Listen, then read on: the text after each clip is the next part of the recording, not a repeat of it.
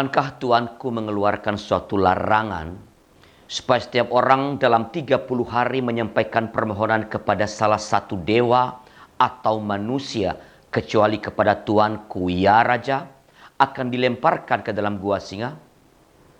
Jawab Raja, perkara ini sudah pasti menurut undang-undang orang Media dan Persia yang tidak dapat dicabut kembali. Daniel pasal 6 ayat 13. Dasar penjahat. Sahabat GKI, ucapan inilah yang pantas dialamatkan kepada para pejabat tinggi, para wakil raja ini. Mereka tidak menunggu berlama-lama untuk menghancurkan Daniel. Segera setelah peraturan dibuat, mereka langsung mencari bukti pelanggaran, dalam tanda kutip, pelanggaran Daniel. Dan memang Daniel sedang melanggar aturan yang dibuat untuk menjebaknya itu. Mereka memang berhasil mendapatkan Daniel sedang berdoa. Daniel 6 ayat 12. Fakta ini mereka pergunakan dengan amat sangat licik untuk menjebak raja agar mau menghukum Daniel. Bukankah Tuanku mengeluarkan suatu larangan supaya setiap orang dalam 30 hari menyampaikan permohonan kepada salah satu dewa atau manusia kecuali kepada Tuanku, ya Raja, akan dilemparkan ke dalam gua singa? Jawab Raja, perkara ini sudah pasti menurut undang-undang orang Media dan Persia yang tidak dapat dicabut kembali. Daniel 6 ayat 13.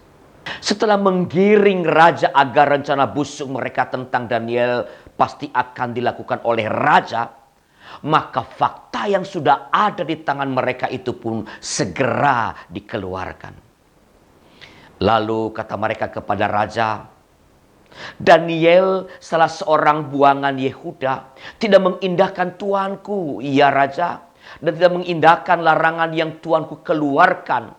Tetapi 3 kali sehari ia mengucapkan doanya. Daniel 6 ayat 4. Raja kini tentu tidak bisa mengelak untuk mengikuti kemauan para penjahat ini.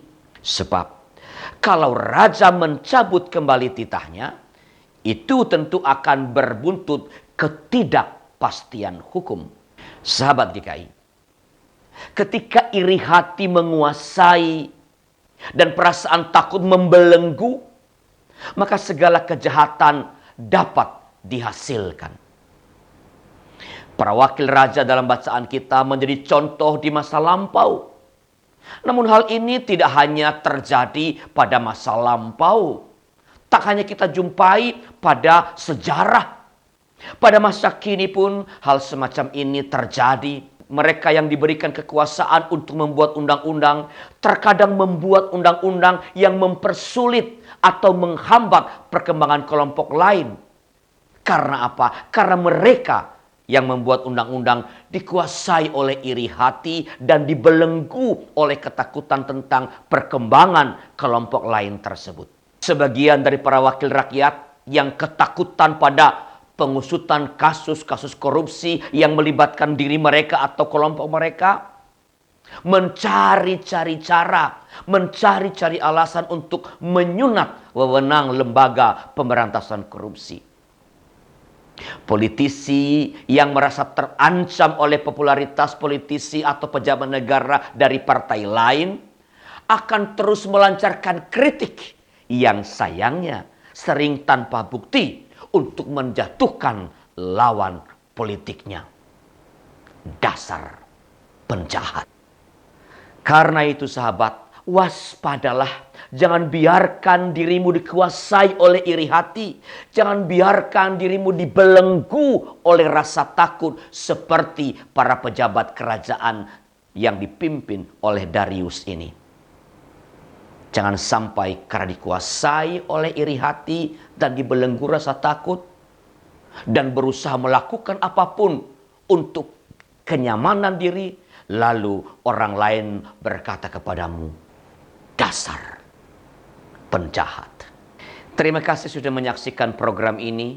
Bila program ini memberkati saudara, silakan bagikan kepada rekan-rekan di jaring sosial yang saudara miliki.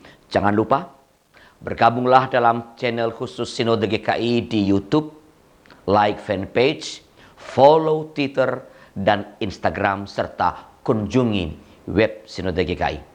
Saya Arlianus Larosa, salam GKI, Genta Kasih Indonesia, Tuhan memberkati.